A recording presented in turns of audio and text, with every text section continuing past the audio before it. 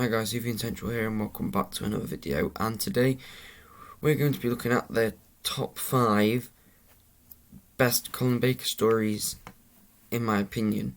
Now, Colin Baker has the shortest era of the classic run, if you don't count Paul McGann as a classic Doctor, but that means that although unlike a John Pertwee story, John Pertwee season, not John Pertwee season, a John Pertwee years era, if I say I don't like, I don't know, if I don't like Claws of Axos, it probably won't be in the top 5 worst, but it's not going to be in the top 5 best, it's just going to be in the middle. Whether if I don't really like a Colin Baker story, but it's not bad, like there's worse stories, but it just kind of has to be on there. I'd say for my top 5 best, I'd say the first one's definitely one of those stories where if you took this out and plopped it into like, I don't know, Tom Baker's era, it would just be very mid-tier for me. But I've gone with a Mind Warp as my first story. It's alright. I like Syl in this one again.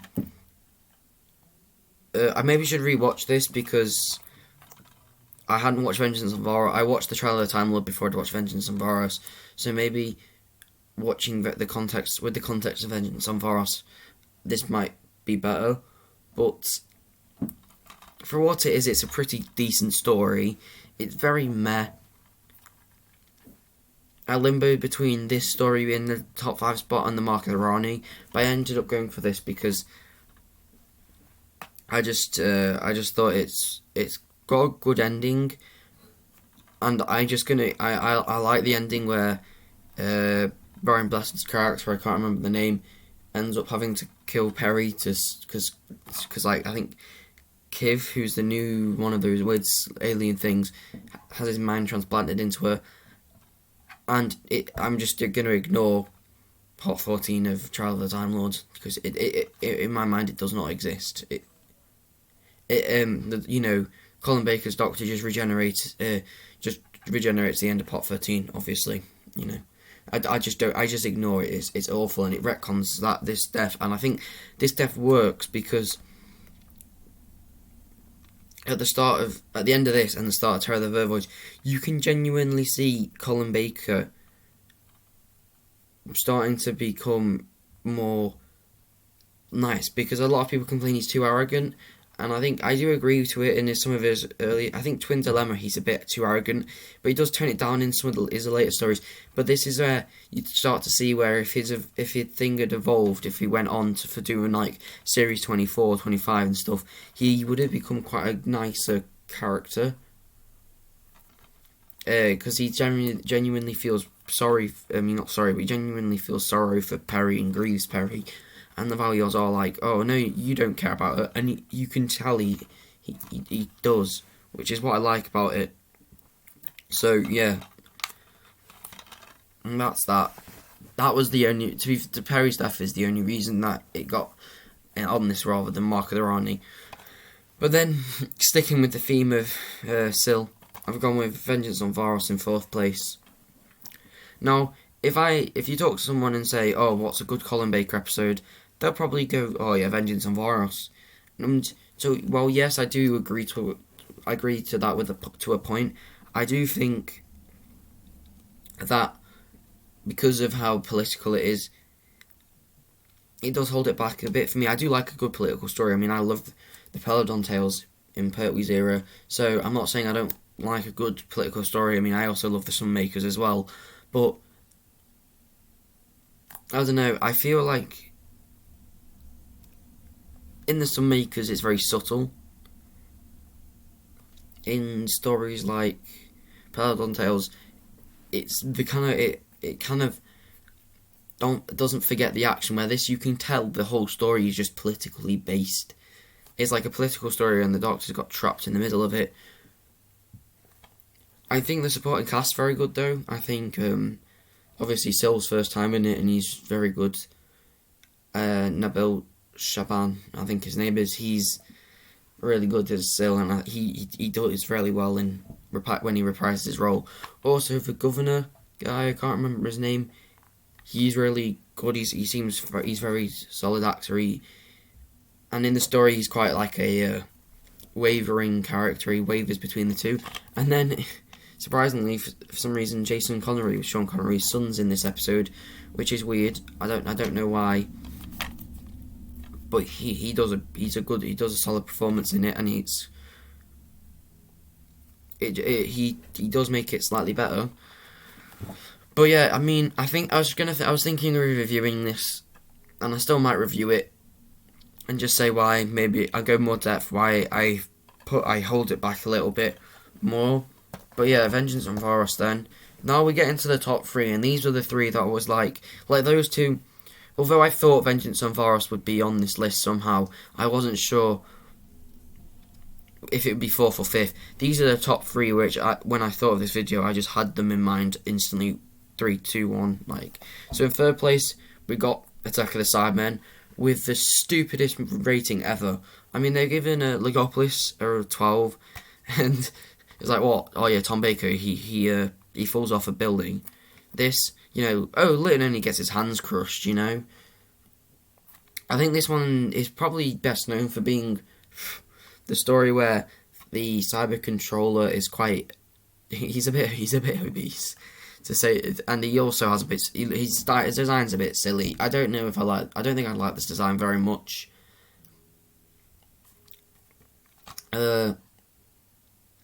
Yeah, I think this one kind of was an interesting one for me because it's quite different. It feels probably the most different second story from the post-regeneration story, because in the Twin Dilemma he was quite arrogant and he was really rude and stuff, and he even did the famous scene where he choked Perry. And then in this, you can see that although he's really arrogant still, they've toned it down severely because they must have got a lot of comments about it. What else can I say? I think it's nice to see Lytton back again. I think he's like one of the only supporting characters in classic Doctor Who to return as the same person. Like, villains obviously return as the same person, but Lytton, although was a villain in the first one, he's not as much of a villain in this. And this also, if you like the Tomb of the Cybermen, this is kind of like a sequel to the Tomb of the Cybermen and the 10th Planet, I suppose, in many respects. And the Stealth Cybermen are the black versions of the 80 Cybermen, which I think is a better design because it looks pretty cool. But yeah, it's about how on this the Cybermen are on Telos, and they're gonna try and use a time machine. I think it's just the Doctors, and there's like another time machine they found or something, and they're gonna try and go back in time to save Mondas, which links into the 10th Planet, and they're also on Telos, which is the setting for Tomb of the Cybermen, which is pretty cool getting to.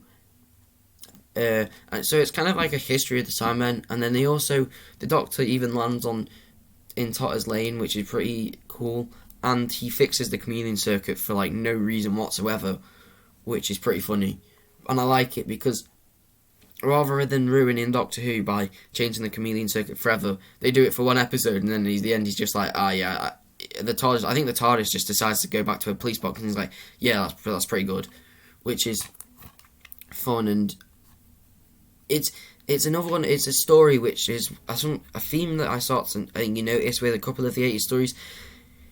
Kaiser Androzani has this as well.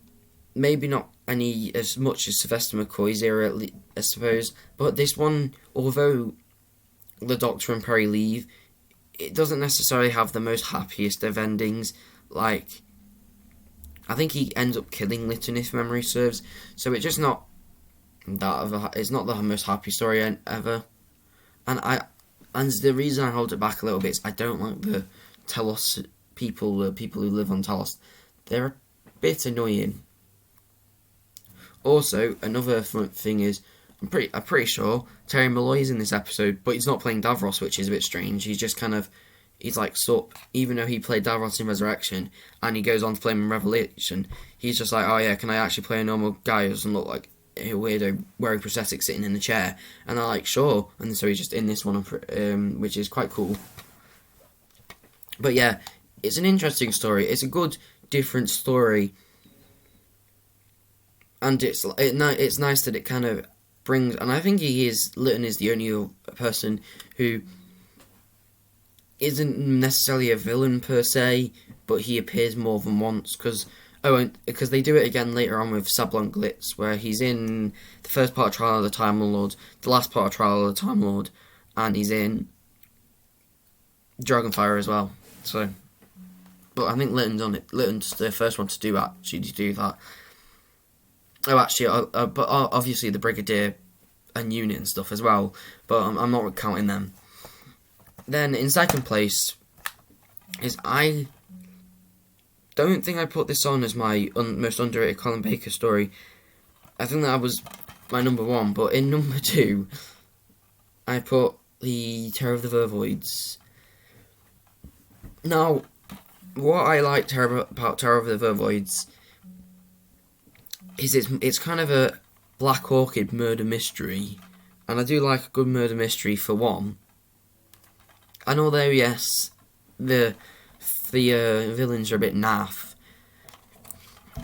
I like the concept of them, and I don't really like Pippin Jane Baker as a writer, but I have to say, if they'd stopped after they made Mark of the Rani and the Terror of the Vervoids, then they would be one of my favourite writers, because those two stories are really good. And then obviously, they let it down with the last part of Trial of the Time Lord, but I'm not going back there. But I like the whole idea of the Vervoids, because they're like, oh, well, humans eat us plants, why don't we, kill and eat humans or something like that? And I think that is smart, because if in real life, if plants became a sentient life, it would make sense that they try and be the food, the opposite of a human. They wouldn't be the opposite of a human, but they would eat us as we eat plants and vegetables and stuff. They'd eat humans and animals and stuff, which kind of made sense, but it was also interesting. And I think this one kind of slips under the radar, because if you watch in 14 parts of Trial of the Time Lord, you got the first one, which is actually introducing the trial. You got the second one, which is probably the Mysterious Planet actually introduces the trial. Mind Warp, I suppose, is probably memorable because Syl's in it. Then obviously the Ultimate Foe's got the Master in it, and it's the last two parts. So I find this one slips under the radar. And if I ever do talk to someone else who watches Doctor Who, the classic Doctor Who at least, and I mention Colin Baker Zero, and I go, oh yeah, Terror of the Vervoids, a lot of people just remember it as the story that Mel Rush introduced in, and I think it's more than that. I think it's just a nice, fun, different story. It's well paced. It's quite interesting, and I find that a decent amount of things get done for a reason, and you do get to meet most of the cast. Well, not most of the cast, but you get to meet all the supporting actors who then die in. So it's not that you feel bad for them when they die, but they do. You do know them, and it's a bit upsetting that. It's not upsetting, but you're just like, oh, I don't really want that person to die. There's there's no one there who just you think, oh, thank God he's gone, because I don't like him at all. But then in first place, it's a revelation of the Daleks. A lot of people complain about this story. I've heard a couple of complaints recently of, the voicings of the Daleks is a bit stupid, and people complain that the DJ, he's a bit annoying. And well, yeah, they're all valid points. You can't deny that Davros is Terry Muller's Davros in this is really, he's in fine form in this one. This is his story. Yeah, it is really just his story. And I know also another thing is a lot of people complain about is the Doctor really doesn't do anything in the first part, and it's only in the second part where he actually gets to do stuff. And yes, I also agree that, yeah, he doesn't get to do very much in the first part of the Doctor. He kind of just stumbles around, and then he kind of gets going at the end of part one, but then by part two, it's where he starts doing stuff. and it's mainly the other two intruders who are doing a lot of it. But I don't mind that. I mean, it's like because I mean I know obviously Davison did quite a bit in the first part of Resurrection, but he doesn't really. The story doesn't feel like it's getting going until part 2 of Resurrection of the Daleks, which I think is similar to Revelation, where it doesn't really get going until the end. But Davros does a lot in this. It's quite ironic how Davros gets to do a lot in this, considering he doesn't really move around very much. But yeah, I understand why some people skip this one, or just don't really think much of it, because it isn't a Dalek story per se. It's more of a Davros story, and I think some people can get misled by that. I think some people were expecting something more on the lines of Remembrance, where it's a Dalek story, but it's not. It's a Davros. This is a Davros story. This is a story where if you want to watch it for the villain, you're not watching it for the Daleks, you're watching it for Davros. If you want to watch a Dalek story, watch Dalek Invasion of Earth, watch, I don't know, Planet of the Daleks, watch Remembrance of the Daleks. Don't watch this because this is a Davros story, and I'll say it time and time again. What else do I have to say about this? It's a good story,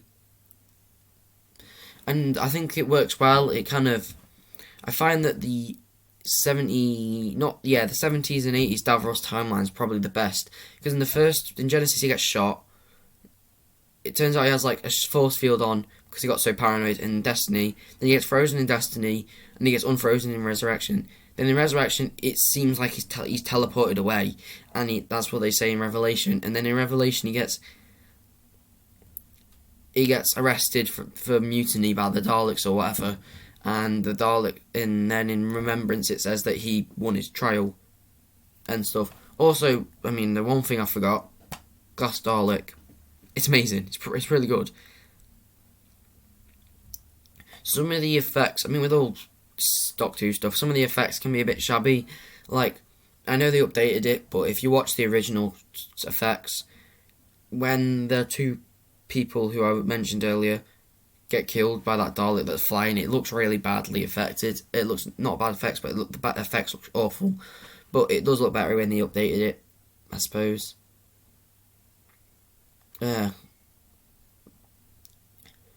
I'm not sure if he did, but I know that I'm pretty sure that Nick Briggs, who does the voices of the Daleks now, he went and did Day of the Daleks voices again because everyone was complaining about him. So I'm not sure if he redid these ones or not, but if he did, that'd be good. I think they could do that. They should option it so that Nick Briggs could do some of the more Dalek voices, but I don't know how that would work with the over the other people, obviously. So yeah. But yeah, that's been my ranking of the top 5 Colin Baker stories. I'm hopefully going to get around to doing a one where it's the worst stories of an era. Maybe do a worst stories of the Pertwee era, because I've already done the best of that, and I don't want to do another Colin thing because it's just going to get a bit not another Colin stuff.